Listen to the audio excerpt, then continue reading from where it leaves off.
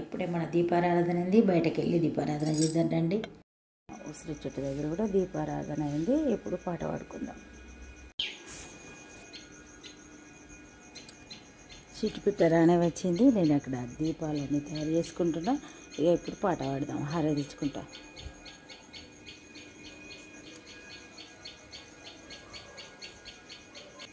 ఇక ఇప్పుడే తెల్లవారుతుంది. ఇక నేను ఫస్ట్ అయితే దీపారాధన చేసిన, కానీ ఇక ఈరోజు అమావాస్య ఆదివారం. ఇక రేపటితోటి మన కార్తీక దీపారాధన సంపూర్ణమైనట్టే. రెండు దీపాలన్నీ వెలిగించిన. ఇప్పుడు పాట పాడదాం.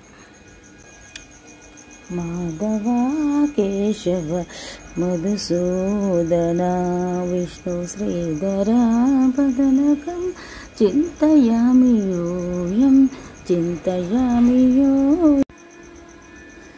చూడండి, ఇప్పుడే మరి మన పూజ సంపూర్ణమైంది. మాధవ కేశవ శ్రీ తులసి రెండు పాటలైనవి. ఇప్పుడు ఇక హారతి కింద పెట్టి మరి తులసి స్తోత్రం ఉంటుంది, అది చదువుకొని నీరు వదిలిపెడదాం. మళ్ళీ సంతోషం అనిపిస్తుంది అంతే.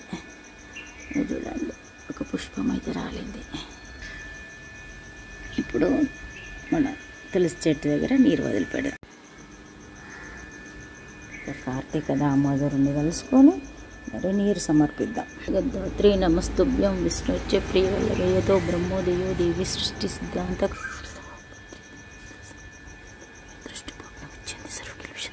ఓం కార్తీక దామోదరాయ నమః కార్తీక దామోదరాయ నమః కార్తీక దామోదరాయ కార్తీక దామోదరాయ నమః కార్తీక దామోదరాయ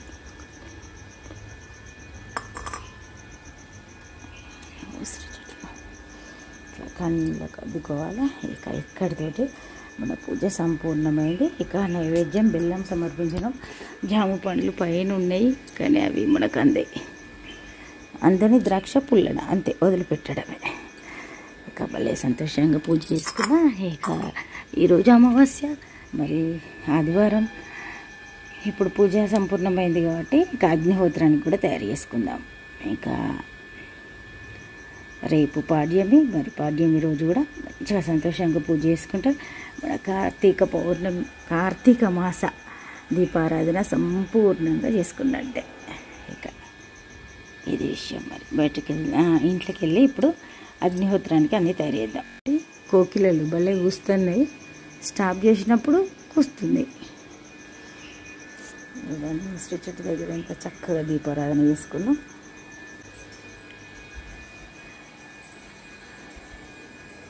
ఈరోజు అయితే దీపాన్ని ఫోటోను తీయాలండి. మన దీపాలు ఎంత చక్కగా వెలుగుతున్నాయి. ఇక సూర్యుడు ఇప్పుడే ఇంకా కొంచెం కొద్ది నిమిషాల్లో మనకు దర్శనం అవుతుంది సూర్యోదయం. ఇక చూడండి, ఉసిరి చెట్టు దగ్గర దీపాలు ఎంత చక్కగా వెలుగుతున్నాయి. ఇప్పుడు అగ్నిహోత్రం చేద్దాం. ఇక అన్నీ రెడీగా పెట్టుకున్నా అగ్నిహోత్రానికి. అండి, నేను అరుణానందగిరి. ఇక ఈరోజు సండే, మరి అగ్నిహోత్రం చేద్దాం. అది చూడండి, మన కార్తీక దీపారాధన ఇక్కడ అన్నీ రెడీగా పెట్టుకున్నాం. నైవేద్యానికి బెల్లం, ఆహుతి సమర్పణకు నీటితో తడిపిన బియ్యము. ఇక అన్నీ రెడీగా పెట్టుకున్నాం. స్టార్ట్ చేద్దాం. వినాయకుడిని తర్వాత నవగ్రహ స్తోత్రం పఠించుకొని స్టార్ట్ చేస్తే ఎప్పుడైనా. ఇక అవన్నీ చూపించా, కాకపోతే కొంచెం సింపుల్గా చూపించడానికి ప్రయత్నం చేస్తాం. ఇక ఈరోజు అమావాస్య కూడా ఉంది కదా. అమావాస్య పౌర్ణమి ఉన్నప్పుడు ఇంకా చాలా ఏది చేసినా మనకు ఒక ఎక్కువ ఫలితం ఇస్తుంది అంటారు. అట్లా ఇక చేద్దాం. గురు దత్తాయ నమః ఓం ద్రాం ఓం గురు దత్తాయ నమః ఓం ద్రాం ఓం గురు దత్తాయ నమః. సుగంధిం పుష్టివర్ధనం ఉర్వారుకమివ బంధనాత్ మృత్యోర్ముక్షీయమామృతం భూర్భువస్వ తత్సర్వితుర్వరేణ్యం భర్గో దేవస్య ధీమహి ధియో యో న ప్రచోదయాత్. ఇక్కడైతే నేను మహామృత్యుంజయ మంత్రం 11 సార్లు, గాయత్రి మంత్రం 21 సార్లు అట్లా ఎన్నైనా చేయొచ్చు. ఇక ఇప్పుడు ఆహుతి సమర్పణ చేద్దాం. ఓం సూర్యాయ స్వాహ సూర్యాయ ఇదం నమః ప్రజాపతయే స్వాహ ప్రజాపతయే ఇదం నమః. అగ్నిహోత్రం సంపూర్ణమైంది. ఇప్పుడు ఆదిత్య హృదయం పారాయణ చేద్దాం. ఇక చూడండి, సూర్యుడు ఇప్పుడే లేతగా కొంచెం పైకి వస్తుండు. ఆదిత్య హృదయం పారాయణ చేసి మరి ఆర్ఘ్యం సమర్పిద్దాం.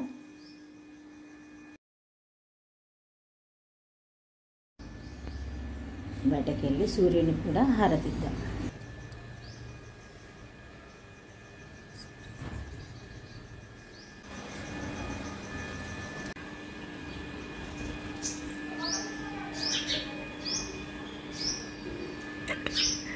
నేను ఇక్కడ అనుకోకుండా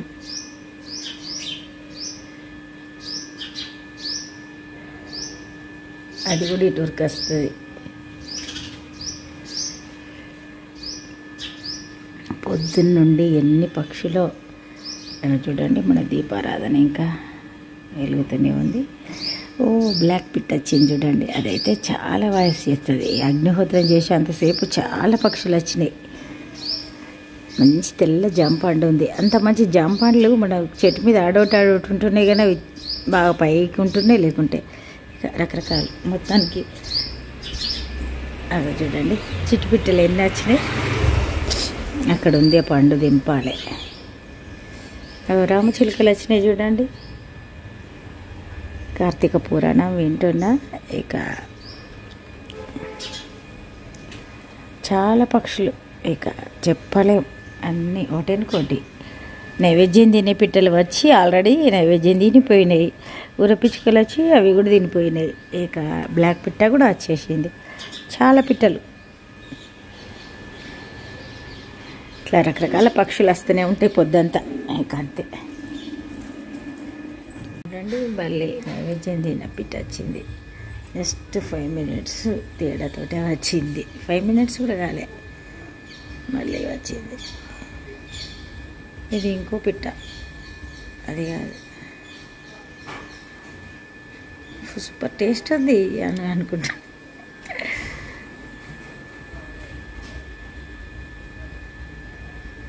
చాలా నచ్చుతుంది వాటికి బెల్లపన్నం. అగో ఇంకో రకమైన చిట్టి పక్షి ఉంది చూడండి. ఎన్నో పక్షులు ఇంకా అంతే.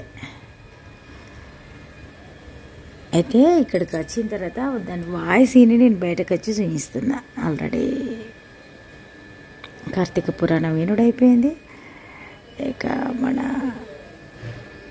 వీడియో చూస్తున్నా నేను. అంటే ఇకన్నీ మార్నింగ్ చేసేటివి ఉంటాయి కొన్ని. వీడియో అప్లోడ్ చేసిన తర్వాత సెట్ అయిందా లేదా. ఇక్కడ కూడా బ్లాక్ పిట్ట వచ్చింది చూడండి. ఇటు బ్లాక్ పిట్ట, అటు చిట్టి పక్షి, అక్కడ నైవేద్యం తినే పిట్ట, పైన నైవేద్యం తినే పిట్ట. ఇగో ఇక్కడ చిట్టి పక్షి, ఇక్కడ బ్లాక్ పిట్ట కనిపించిందా మీకు? అక్కడ కాకి ఈరోజు ఉడత లేదు, మరి ఉడత పొద్దున్నే వచ్చింది చూడండి. అక్కడ కూర్చుంది నైవేద్యం తినే పిట్ట.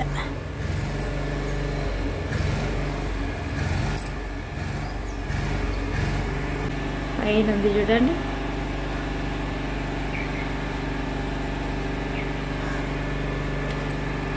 రామచిలుకల అల్లరి చూపిస్తారండి మీకు. ఎక్కడ చూడండి భలే. అక్కడ టవర్ మీద ఉన్నట్టున్నాయి. చెట్టు మీదనేమో అవి నైవేద్యం తినే పిట్టలు, టవర్ మీద రామచిలుకలు. ఇగో ఇటు సైడ్ కూడా ఉన్నట్టున్నాయి కొబ్బరి. అగో చూడండి నైవేద్యం తినే పిట్టలు అన్నీ చాలా వస్తున్నాయి ఈ మధ్య నైవేద్యం తినే పిట్టలు. అవి కూడా గట్టిగా వాయిస్ చేస్తాయి. అవి చూడండి ఈ రామచిలుకలు. పొద్దున్నే మనం ఎన్ని పక్షులను చూడొచ్చో. ఈ కొబ్బరి చెట్టు మీదకి వచ్చినట్టుంది. అన్నీ గ్రీన్ అయ్యేసరికి ఎటు ఏర్పడతలేవు. అయితే మనం ఇంట్లో ఉండేసరికి ఇక చూడాలి, ఒకసారి పోయి చూసేద్దామని అనిపిస్తుంది. అంత అల్లరి చేస్తాయి. ఎంతైనా ఈ పక్షులను చూడడం పొద్దున్నే అన్నీ భలే సంతోషం అనిపిస్తాయి. నాకైతే ఇష్టం. ఇక అంతే చూడండి ఎంత స్వేచ్ఛగా భలే ఎగురుకుంటూ పోతాయి కదా.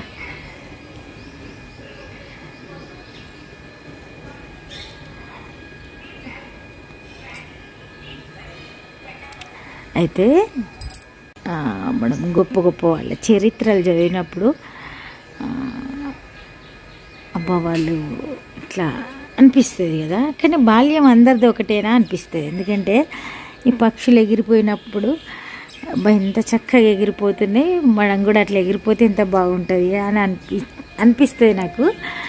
ఒకసారి రవీంద్రనాథ్ ఠాగూర్ది ఎక్కడో చదివినా, అప్పుడు రవీంద్రనాథ్ ఠాగూర్ కూడా అట్లా తనకు కూడా అట్లా అనిపిస్తుండే అని చదివినా. అప్పుడు అనిపించింది అంటే బాల్యము అందరి ఆలోచన విధానం ఒకటే రకంగా ఉంటుందేమో అనిపించింది. ఇక తర్వాత వాళ్ళు గొప్ప వాళ్ళు అయిన తర్వాత వాళ్ళ గురించి మనం చదివినప్పుడు అట్లా అనిపిస్తుంది, బాల్యం అందరిది ఒకటే రకమైన ఆలోచన ఉంటుందా అని. చూడండి, నేను అక్కడ పక్షులను చూస్తున్నా, వీటి పని అవి చేస్తున్నాయి. ఇంతకంటే ఎక్కువ జూమ్ అవుతలేదు. భలే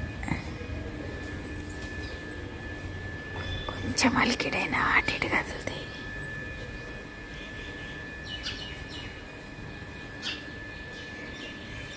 వరిధాన్యం అయిపోతుంది, మళ్ళీ ఎక్కడ తేవాలో ఏమో.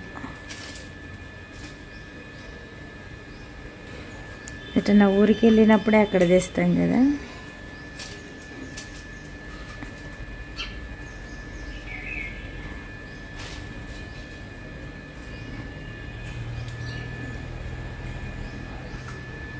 ఎంత చక్కగా తింటానే చూడండి. నేను అరుణానందగిరి. ఇక్కడ చూడండి, మరి రోజు మనం బ్రేక్ఫాస్ట్ పోహా చేసుకున్నాం. మంచి కలర్ఫుల్ బ్రేక్ఫాస్ట్ అనుకోవచ్చు.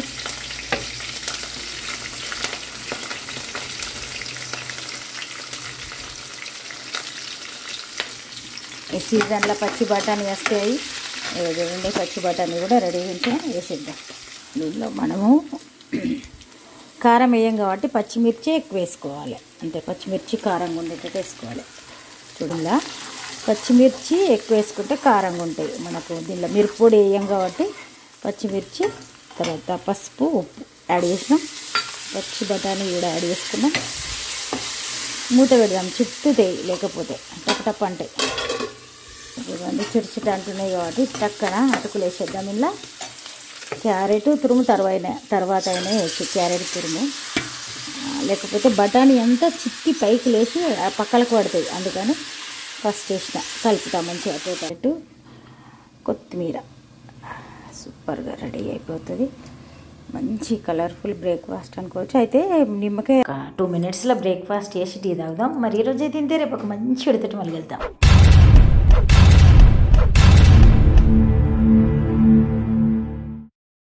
ఇప్పుడు మొత్తం టోటల్గా కలిపేస్తే సరిపోతుంది. చూద్దాం, ఒక్క 2 నిమిషాలే, ఎక్కువ ఆగద్దు. ఇక సర్వ్ చేసుకుందాం ప్లేట్లో. మరీ మెత్తగా కావాలనుకున్న వాళ్ళు మాత్రం ఎక్కువ వాటర్ కడిగి అందులోనే వాటర్ ఉంచాలి. కొంచెంసేపు ఉంచితే మెత్తగా అయిపోతాయి.